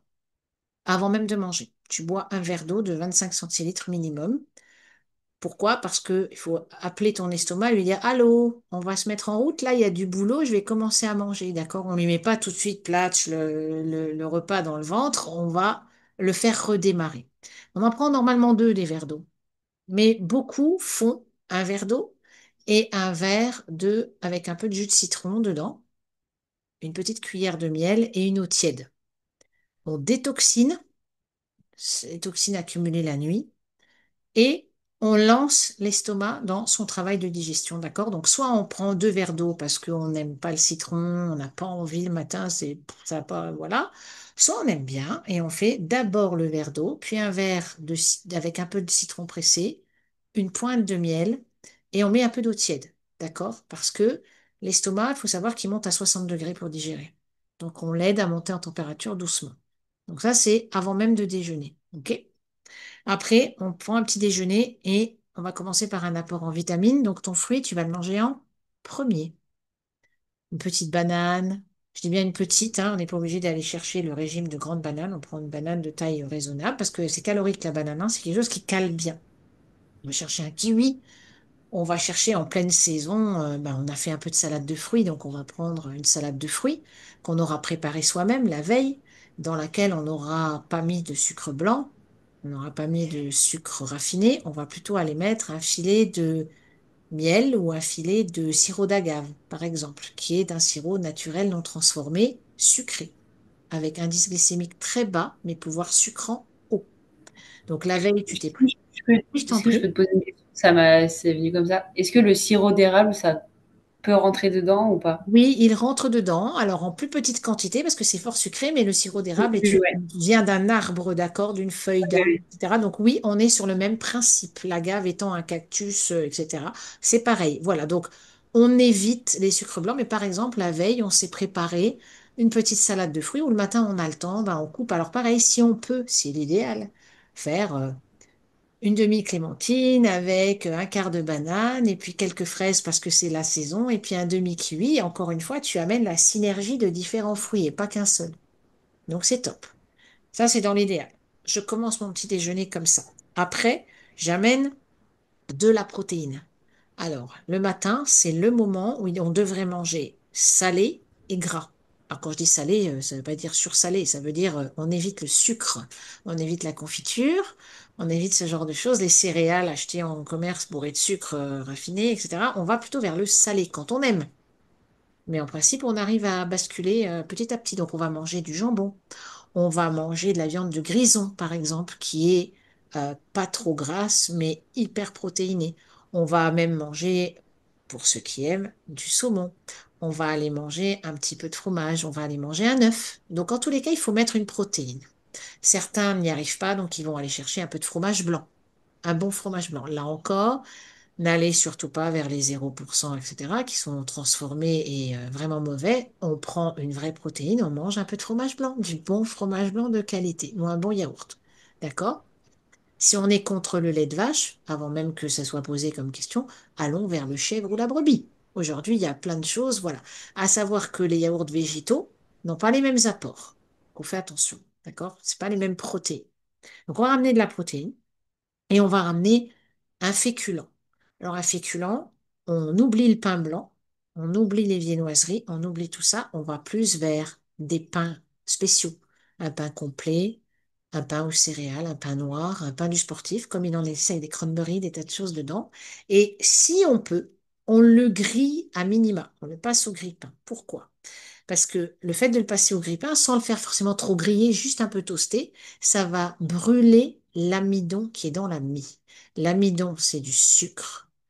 Le sucre se transforme en gras. Le gras, on le stocke, le mauvais gras. D'accord? Donc, en mettant ce pain de qualité dans le grille-pain, on lui enlève une partie du mauvais. D'accord? Donc, on a là un vrai petit déjeuner qui va tenir. Donc, normalement, avec un petit déjeuner comme ça, pas besoin de collation. Sauf si le déjeuner a été pris à 6 heures et qu'on a une compétition, qu'on a des choses comme ça, d'accord? Donc là, on va faire ça, encore une fois, on va s'adapter, d'accord? Mais sur une journée de compétition, tu vas pouvoir à ce moment-là rajouter quelques, je dirais, un fruit avant de partir à ta compétition. Un fruit, une demi-heure avant, d'accord? Ou quelques noix, c'est bien aussi.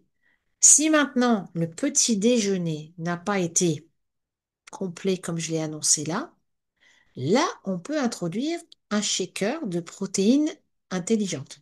D'accord? Pas d'hyperprot comme je disais tout à l'heure, un vrai bon shaker qu'on va prendre dans ce cas 40 minutes à peu près avant sa compétition ou son entraînement, qui va être digéré hyper vite, puisqu'on parlera de haute digestibilité, d'accord? Qui va amener une poussée de protéines sans trop de sucre et qui va éviter les pics et les chutes de glycémie pendant l'effort. D'accord? Donc ça, c'est les deux cas. Soit je peux prendre un super bon petit déjeuner qui va du coup se digérer en douceur et qui va tenir sur le temps. Soit je n'ai pas le temps ou l'envie. Et dans ce cas-là, je peux intercaler un shaker intelligent. Par exemple, et avec ce shaker, un fruit que je vais prendre quand même avant le shaker, même s'il se digère vite. Mais je vais mettre des vitamines et des protéines. D'accord? Ensuite, on arrive au déjeuner. Ce déjeuner-là, on va le gonfler en protéines. On va manger plus de viande, plus de poisson, plus d'œufs. Si on n'en a pas mangé au petit déjeuner, on va remettre des œufs. On va monter le taux de protéines, surtout si on a une compète encore l'après-midi, d'accord?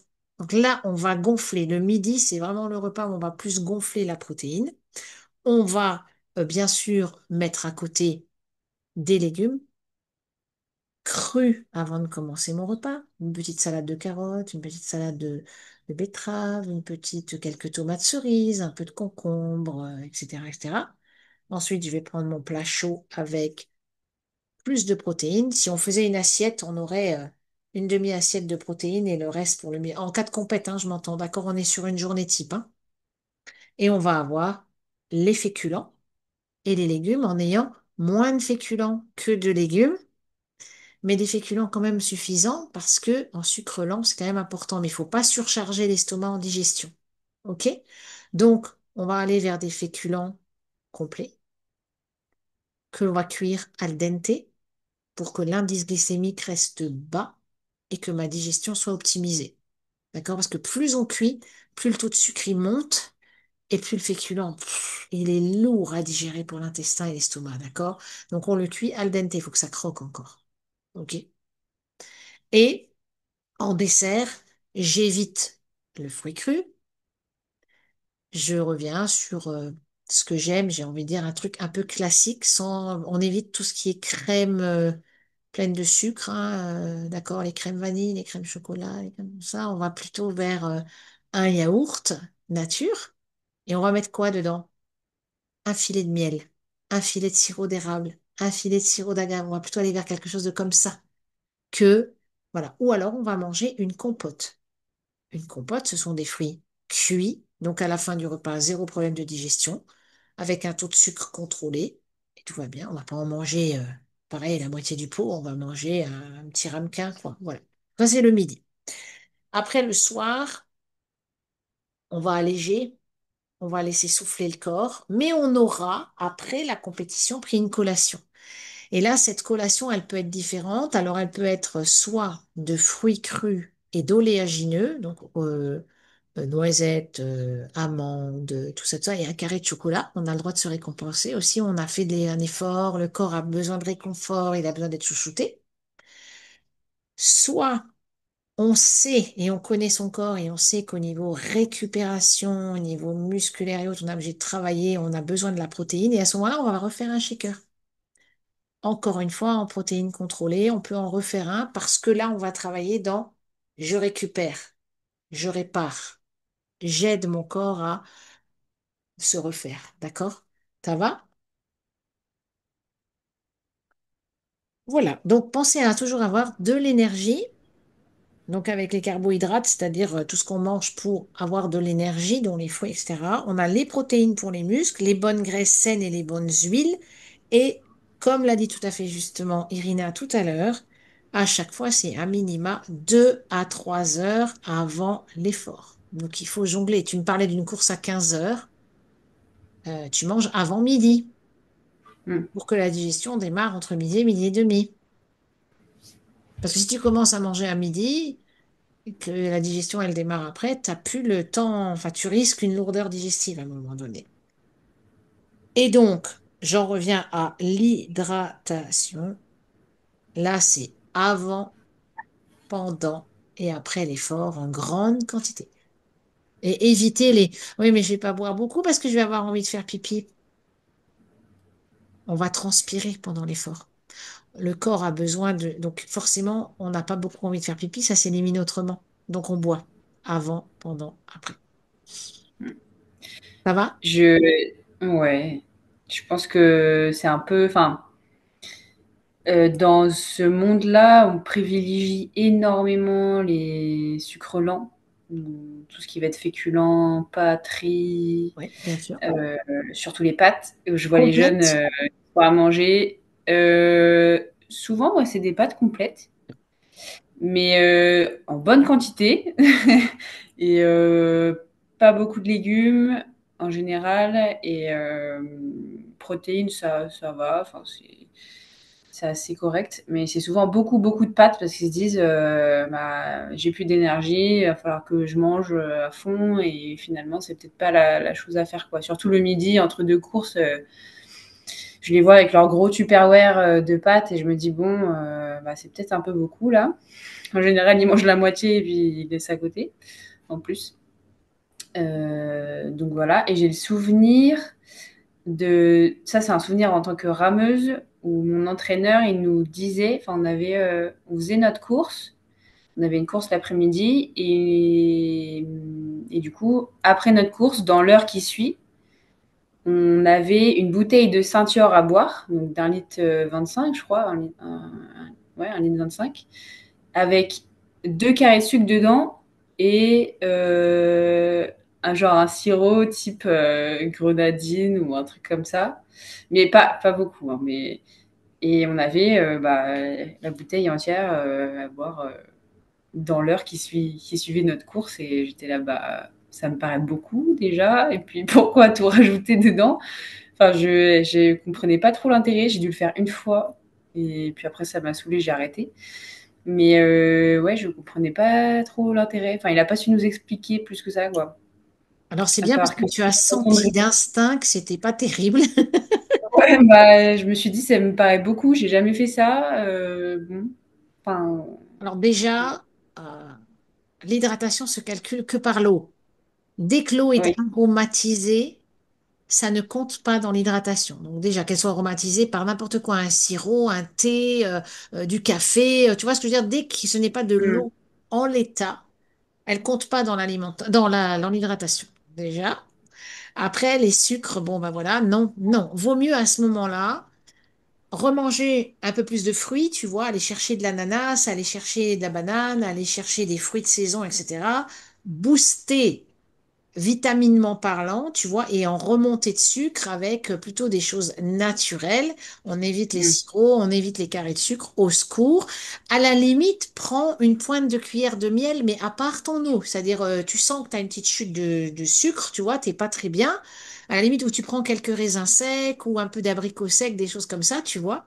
Tu manges ça et tu bois à part pour que mmh, tu aies une réelle hydratation, tu vois. ouais, Et pour revenir à l'hydratation qui est hyper importante, déjà on met pas d'eau on met pas de sucre dans l'eau, les sirops non plus, et on observe ses urines. C'est-à-dire que, ok, les gens disent, j'ai pas regardé mon pipi. Oui, non, on n'en est pas là. L'idée, c'est que si tu veux vraiment regarder comment tu vas détoxiner et comment ton corps va se nettoyer après l'effort, tu bois beaucoup et là tu vas aller aux toilettes, d'accord? Puisque tu vas pas transpirer, ça va pas être mmh, éliminé de la même façon. Quand tu vas aux toilettes, tu observes et dès que ça commence à redevenir clair, parce que tu vas voir qu'après l'effort, tes urines, elles sont serrées. Et c'est normal, c'est blindé de toxines. Puis tu vas beaucoup boire, boire, boire, tu vas retourner plusieurs fois vers pipi et aux toilettes et puis les urines deviennent claires. Et à partir de là, tu dis, OK, je peux ralentir un peu le rythme d'eau, je peux un peu ralentir tout ça, c'est en train de, ça y est, le corps se nettoie, tout va bien. Ça paraît bête, hein, mais c'est tout simple à faire. On regarde juste mmh. ce qui se passe et on voit bien le changement de couleur. Ok, ça va mieux, je peux réduire ma boisson doucement, mais on continue à boire. Et du coup, tu disais que à partir du moment où on rajoute un truc dans l'eau, ça rentrait plus dans l'hydratation. Non, Est-ce que on voit beaucoup de sportifs, surtout les sports d'endurance, rajouter des électrolytes dans leur eau? ouais, je sais. Donc c'est des sels minéraux, enfin je saurais vraiment pas. L'eau, elle a un goût salé, c'est et du coup on a l'impression de s'hydrater, enfin de s'hydrater pendant, c'est surtout pendant l'effort qu'on fait ça.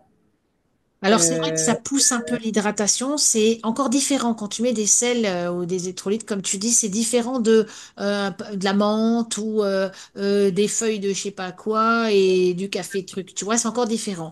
Mais ça pousse l'hydratation. Là encore, on en revient au fait que si tu n'as pas une bonne eau alcaline, antioxydante, hydratante parce qu'à molécules fines, tu es mm, pour certains sportifs effectivement obligé de rajouter des électrolytes ou du sel, enfin, etc., etc. Un tout petit peu, ça pousse l'hydratation, si tu veux, parce que ben, c'est encore pas assez connu qu'on peut faire autrement. Donc oui, mm, ça encore, c'est encore différent, tu vois. Là, moi, je parlais ouais, vraiment de, tu sais, les gens qui disent, ah mais moi, s'il n'y a pas minima un sirop dans mon eau, je peux pas boire. Ou s'il n'y a pas du... ouais, ouais, Et là, à partir de là, si tu veux, ça ne rentre pas dans ta comptabilisation d'hydratation. Ça ne te fait pas de mal de boire du thé ou du café. Il faut pas abuser comme toujours, mais ce n'est pas comptabilisé dans ton taux d'hydratation. D'accord? L'hydratation, c'est de l'eau. Mais les électrolytes sont encore à part. Voilà. Je pense qu'on a fait un peu le tour aujourd'hui de cette question. Est-ce que Irina, tu as encore des questions à poser? Ou est-ce que Valérie, tu as encore des choses à partager? Alors, je regarde dans ce que j'avais noté. Est-ce qu'on t'avait prévu, histoire de résumer un petit peu, un dernier petit jeu, on va dire, où simplement on cite des choses et tu dois dire si oui ou non tu trouves que c'est bien, tout simplement, On dans peut. le monde. Ok. Donc, oui ou non, les boissons énergisantes, type Red Bull. Non. Et mm, catégorique. Parce que effet secondaire, parce que mauvais pour la santé, parce que non. Quitte à dépenser quelque chose, puisque ça a un coût, hein, puisqu'on parle toujours, on en revient quand même à qu'est-ce que ça coûte tout ça. Dans ce cas, on va plutôt aller chercher un concentré de fruits, d'accord, en petites gourdes, qu'on va prendre 6 grammes de concentré de fruits avec un chouïa de guarana naturel qui, en synergie, va faire 1000 fois l'effet du Red Bull sans les effets secondaires et les effets négatifs. Donc, c'est un clair non. Ok. Oui ou non, les compléments alimentaires?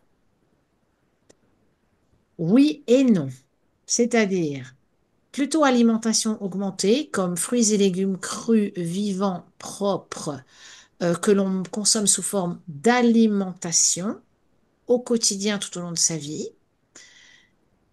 Et quand même un petit oui pour de bons compléments alimentaires, mais qu'on va aller bien choisir pour qu'on ait une biodisponibilité qui soit relativement bonne et qu'on ait surtout du naturel et du pur si on choisit des omégas, si on fait de temps en temps une cure de magnésium ou de spiruline ou des choses comme ça, de bien faire attention aux provenances et à la manière dont c'est encapsulé. Rester au plus près de la nature et non pas des montées en température pas possible où en fait il n'y a pas beaucoup d'effets. Donc se rapprocher de quelqu'un qui s'y connaît pour se faire guider. Ok. Oui ou non, électrolytes avant ou à l'effort? Ou après l'effort? Avant et après, pas forcément. Pendant, oui, si on n'a pas cette eau particulière. Mm. Mais pendant, oui. Avant, après, non. Moins. Oui ou non à la compote?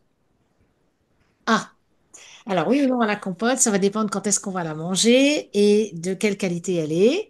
Encore une fois, si on va taper dans 25% de sucre, de fruits, pardon, pour tout le reste de sucre sur 100 grammes, c'est même pas la peine. Si on est sur une compote maison ou sans sucre ajouté, oui, pourquoi pas, parce qu'on va quand même avoir un petit apport en vitamines au niveau des fruits. Ok. Mais c'est le taux de sucre qu'il faut contrôler, c'est surtout ça. Ok. Oui ou non aux pâtes de fruits? Alors, idem, la pâte de fruits, c'est bon et moins bon, c'est que c'est couvert de sucre, d'accord? Donc, regardez dans vos pâtes de fruits, c'est la première chose, vous scrutez le taux de sucre qu'il y a dedans et on peut en manger, disons, raisonnablement, mais pas trop. Je préfère un fruit sec. Plutôt Ah, qu'une pâte de fruits, je préfère un abricot sec, un raisin sec, des bananes séchées. Vous voyez ce que je veux dire? Plutôt que vraiment la pâte de fruits où on a un taux de sucre. ok. Donc oui ou non pâtes de fruits? Pardon, fruits secs? C'est sec. Plus les fruits secs que les pâtes de fruits. À choisir, il vaut mieux des fruits secs. En regardant Ok. toujours et encore la qualité, la provenance et le taux de sucre. Ok. Quand on est à plus de 7 grammes, voire 10 grammes au 100 grammes, partez en courant, quoi. Ça va pas. On est dans des taux de sucre qui sont pas bons. Oui ou non à l'eau gazeuse? Alors, l'eau gazeuse, oui, pour désinflammer, dans certains cas, elle peut faire du bien, d'accord? Ou en cas de blocage digestif, mais proportionnellement, 2 litres d'eau plate pour 1 litre d'eau gazeuse, c'est-à-dire moins que de l'eau plate, d'accord? Mais oui, elle peut intervenir parce qu'au niveau des inflammations, elle est pas mal. Mais pas trop, et alors là, bon, voilà, attention au taux de sel. Je suis désolée, mais on tape sur des choses qui me concernent dans mon métier. Donc, l'eau gazeuse est bonne, mais souvent, il y a un taux de sel dedans, vous le remarquerez. Donc, choisissez une eau gazeuse dont le taux de sel est au plus bas. Mais elle fait du bien. Par exemple, SodaStream? C'est mieux parce que c'est du maison, donc t'es pas mal. T'es pas mal. Mm. Ok. Sinon, il me semble que Salvetat, c'est la moins salée. Tu as raison. Je savais pas si j'avais le droit de dire des marques dans ce genre de choses qu'on fait, mais oui, alors la Mm. Salvetat fait partie des meilleures, voilà. Les moins salées, ouais. Oui ou non aux fruits? Ah, oui, oui, oui. Et en les mangeant au bon moment, comme j'ai expliqué, en dehors des repas, en début de repas, et en mélange et en synergie, oui, parce que antioxydant, bourré de flavonoïdes, bourré de polyphénol, riche en sucre naturel non transformé, qui est le fructose. Donc oui, oui et encore oui. Mais attention à son intestin quand même de ne pas dépasser ce qu'on peut manger en fibres. C'est toujours pareil, hein. Oui ou non aux protéines en poudre? Alors, j'en ai parlé. Oui, mais. c'est-à-dire avec de la protéine contrôlée, avec des taux de protéines régulés et en faisant bien attention à ce qu'on choisit, éviter de tomber dans l'hyperprot et l'hyperconsommation. Mais on peut y avoir recours de manière, encore une fois, intelligente et équilibrée. Et enfin, oui ou non au coca avant la course? Non. 27 morceaux de sucre blanc raffiné, pas bon. Pic, chute de glycémie, non. Donc, il y a d'autres choses. On prend, voilà, un concentré de fruits avec un peu de guarana. On va prendre autre chose de naturel, mais le coca, c'est une catastrophe. Non, le coca, je sais quelque chose que je ne pourrais décidément pas recommander. Je me fais pas des amis, hein, mais non, non. Mm-mm. Il vaut mieux un stick naturel à base de, alors, il y avait du guarana, il y avait du cola, de la feuille de cola. Vaut mieux aller chercher un concentré avec du cola naturel, une feuille de cola qui aurait été infusée, etc., qui va avoir exactement le même effet sans les 27 morceaux de sucre. Donc, non. Très Voilà. bien. Et ben, je pense qu'on arrive au bout de cet épisode. C'était cool de pouvoir partager sur ça. Je pense que ça pourrait même se développer sur d'autres thématiques. C'est vrai que l'eau est ressortie pas mal, mais il y a aussi... enfin, là, on a quand même parlé d'une manière très globale, mais peut-être qu'on peut le faire aussi de manière plus spécifique sur certains points, ce qui sera intéressant. Donc, pourquoi pas te retrouver dans d'autres épisodes si tu le souhaites. Voilà, est-ce Plaisir. que Irina, t'as quelque chose à rajouter? Non, j'aurais pas forcément de choses à rajouter. Comme tu as dit, on a vu un peu le global et ce serait intéressant de voir des thématiques un peu plus spécifiques en fonction des retours aussi qu'on a sur l'épisode d'aujourd'hui, qui pourraient être intéressantes. Moi, j'ai adoré faire cet épisode. J'espère que vous aussi. Oui. Est-ce que Valérie, tu as quelque chose à rajouter par rapport à l'épisode d'aujourd'hui ou... Non, ça a été un plaisir déjà de te rencontrer parce que je ne te connaissais qu'à travers Lola, donc c'était agréable. Ouais. Un visage sur un nom. Et j'ai trouvé ça très agréable. Je n'en avais jamais fait, j'ai pas honte de le dire. C'est mon premier épisode de ce style-là. Et j'ai plutôt fait des réels avec d'autres personnes. C'est encore différent, hein. Mais franchement, c'est chouette. Et je trouve que c'est un beau partage parce que c'est des expériences différentes, des questions qui s'enchaînent. Et on arrive toujours, comme tu disais, Lola, à rebondir. Donc non, ça a été un plaisir pour moi aussi. J'ai pas vu le temps passer en fait. Merci beaucoup d'être venu et d'avoir accepté en tout cas. Avec N'hésitez plaisir. pas à commenter, à nous répondre aussi sous cette vidéo ou sous cet épisode sur des thématiques à creuser, sur des questions. Ça nous aide beaucoup à pouvoir faire continuer un petit peu ces épisodes. Donc merci beaucoup d'être de plus en plus nombreux. N'hésitez pas à vous abonner, à nous soutenir. Et on vous dit à bientôt dans un prochain